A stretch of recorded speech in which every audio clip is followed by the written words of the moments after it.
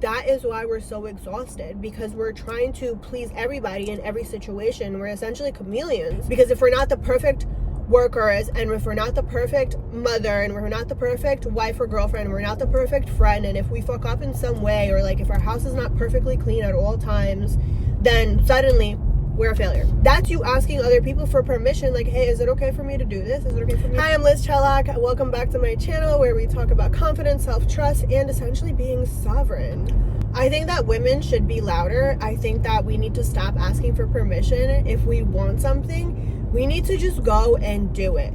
Because I think that the most successful people don't overthink. They just take chances and they go and do shit and figure out if it works.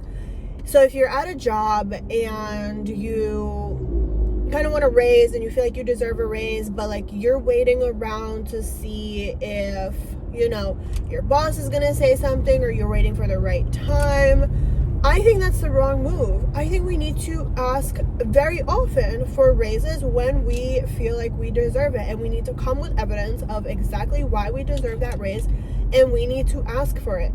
Or if we want to like wear something that we want to wear, but we're afraid of like what other people are going to think or what other people are going to say, that's you asking other people for permission, like, hey, is it okay for me to do this? Is it okay for me to wear this? Is it okay for me to do this? No, it's up to you. It's your life. Those people are not responsible for you.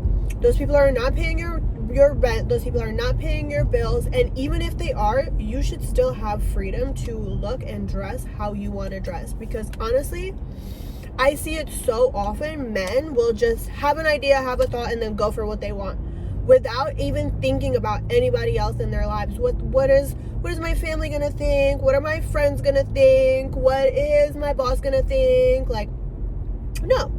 They want something and they just go and do it, and they don't ask for permission. So why do we have to ask for permission? We are so powerful and beautiful and so strong. We should literally just start going for what we want without second guessing ourselves. Understand, when I first started working as a therapist, and I opened my business and I opened my practice and I started hiring other therapists, I, at the same time, was also a pole dancer, and that was like a big part of my life. It was something that I loved doing. I've been a dancer my whole life, but I like recently got into pole dancing, and I wanted to share my videos online. So I literally made a private account, and I would only accept followers that I knew and that I trusted. But tell me, why did I have to trust the people who knew that I was also a therapist and a pole dancer? Because I thought that there would be people, there would be clients, there would be other therapists that have something negative to say about that. I already built a story in my head that they would say that, oh, this is unprofessional, like how can you be a therapist and a pole dancer, like that's not normal, that's not acceptable. I thought I would lose clients, I thought I would lose business because of this, but then I realized that I was two different people. And do you understand, like, women, we are so exhausted. Do you understand why we're so exhausted? It's because we're always trying to do the right thing and project the right image and be the right person for every situation. If we're in the pole studio, we're that. We could be free, we could be ourselves. But as soon as we show up to work, God forbid anybody knows that I'm a dancer. Who cares? Who cares? In fact, it doesn't make me... I'm not a good therapist despite the fact I'm a pole dancer. I'm actually a better therapist because of it, because I'm also a somatic therapist. So me being connected to my body and being able to move and being able to be sensual and be free and authentic and express myself, that actually makes me a better therapist, because I'm able to teach other people that. Because I truly believe women want that. We want one identity that's integrated, where we don't have to be different people at work, at home, with our families, with our friends. Like, that is why we're so exhausted, because we're trying to please everybody in every situation. We're essentially chameleons. We're trying to fit into every situation, but never really asking ourselves, like, okay, well, what do I want? What do I like? How do I feel right now? And we're too scared to even tell people or ask people for what we want, because we're afraid that we're going to come off too bossy, or we're going to come off too needy, or we're going to come off too aggressive. Like, God forbid you're an aggressive woman, right? Then, like, that's unacceptable. Like, men can't even handle sometimes, like, at work, just us sending a direct email. We need to add exclamation points, and we need to add little flowers at the end, because God forbid a woman is telling them what to do. or just requesting something, or just stating what needs to be done, or just even asking a question. We have to always add like, oh hey, I hope you're doing well, I hope you're having a good day, I'm so sorry to bother you, but if you have the time, like, can you please take a look at this and answer my question? Like, if that's not the way that I naturally talk, that's not the way that I talk with my friends and family. And of course, I'm very big on being kind, and I'm very big on empathy. But if I have a quick question to ask you, and I'm in the middle of working because I have a lot of shit to do, why can't I just send you a quick message and be like, hey, I'm checking in on this, like, what do you think? Or hey, like, I know that, you know, we need to get this done by a certain time, when is it going to be done? But it's the tone that they read it in. They read it as if I said, when is this going to be done? When I said, hey, when is this going to be done? You know, and it's just like, when a man writes a message like that, we just accept it. Like, we just accept his tone as just like neutral. But when a woman writes something like that, her tone is automatically, oh, aggressive. That's too aggressive. You can't write like that. You need to manipulate the situation. You need to be softer. You need to be more feminine. Do you know what true femininity is? It's not being super soft or super nice or like pink all the time. Like, yes, that's part of it. I love that. I love pink. I love wearing heels. I love all of that stuff. I love doing my makeup. But true femininity is that connection with yourself and that authentic self-expression of yourself. That's what it really is. That's what we need to be doing more of, because I honestly see so many people coming to me, my clients, my friends, my family, saying, I'm exhausted. Did you sleep? Yes, I slept enough. Did you rest? No, I don't have time to rest. And when I do rest, like, I feel guilty. I feel guilty because there's something that I should be doing. I could only rest at like 1 a.m. because I know that realistically there's nothing that I need to be doing at that time. How is that okay? How is that sustainable?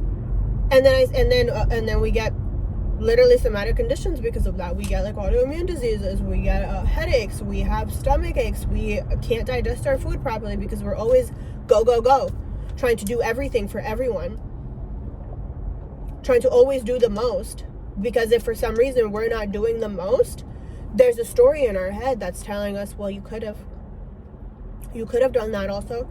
You could have done that better. And I mean, I am not perfect. I do this myself too. Like, some days I don't work as much as I could have. Maybe I took, you know, a pole class. Maybe I went for a walk. Maybe I went for the gym. Maybe I went to get my hair done. And maybe I went to get my nails done. And of course, in the back of my head, I'm like, oh, but I should have been doing this. I should have been doing that. And even when I like know that I did all my work, like all my work is technically done for the week, I'm still like, yeah, but I could have done extra. But I could have done more. I don't even know what I have to do. There's nothing literally that I know I have to do. But I'm like, but I could have sat there and thought about like, what more can I do? Because if we're not the perfect workers, and if we're not the perfect mother, and we're not the perfect wife or girlfriend, and we're not the perfect friend, and if we fuck up in some way, or like if our house is not perfectly clean at all times, then suddenly we're a failure. When literally all men are expected to do is just go to work. They have work and gym. What else do they have to do? Work and gym. And like, don't get me wrong, like, I know that there are definitely struggles of being a man. I know that they also have a lot of pressure on them, but we're not talking about them right now. We're not talking about them right now. We're talking about us. And I just really, really wish for everybody who sees this to just like notice how this is perpetuating in your lives. Notice where you're giving too much, because I've literally been like hearing the message of like, I've been working really hard in my business, but for some reason this thought kind of keeps popping into my head, and I don't know where it's coming from, but it's probably coming from like some higher power that you don't need to do more, you need to do less. You need to do less. You need to do less, but be more fully experience what you are actually doing. And I truly believe that so many of us can benefit from this. Because honestly, I'm sick and tired of seeing women in my life living this way, and every time I see them, they're just like drained and exhausted, and I'm like, but I wish for you so much more. I wish for you a life that you want for yourself. I wish for you a life where you can be free to be who you want to be and not be afraid of what other people are going to say or think about it, or care when other people are criticizing you for it. I think that if more women, more of us are able to get to that place where we live a life that we truly want and say what we truly want and wear what we truly want and express ourselves in the way that we truly want, and kind of just without all of the second guessing, I think other women will see that too and feel safer to do that. Because right now, you're looking for permission to do that crazy thing that you know you want to do, for permission to leave your job, for permission to start the business, for permission to tell people to fuck off, for permission to wear what you want to wear, or do your nails how you want to do your nails, or just for permission to like take the next step in your life. You're waiting for somebody to tell you, yes, this is okay. Or for somebody to tell you, yes, this is okay to say. Yeah, you should say this. Oh yes, that text message, the way you wrote it, it's perfect. Like, why does it have to be perfect? Why does it have to be perfect? Why can't it just be like how I feel? And yeah, okay, sure, we can all work on like healthy communication. That's wonderful, that's great. But also, like, always working on yourself is exhausting, because honestly, I've done it for years. I've done it for 8 years, always working on myself, always. And then I got to a point where I finally felt like, okay, I've achieved pretty much everything that I wanted to achieve. I had 8 years clean and sober. I bought a house. I realized I didn't want that. I sold the house. I finished school. I got my master's degree. I got licensed. I started the business. The business was going well. I sold the house. I got an apartment. I had the car, I had my dream car, I had everything that I wanted. All my trauma was processed, like my mental health was the best that it ever was. And I kid you not, I've never felt more stuck in my life. I remember literally sitting there and just having this feeling of like, I need to break out of this cage that I built for myself, because I truly believe that if I achieve all of these things and I have all of these degrees and all these certifications and all of these licenses and I have the business and I have the house and I have the car, then I'm gonna be happy.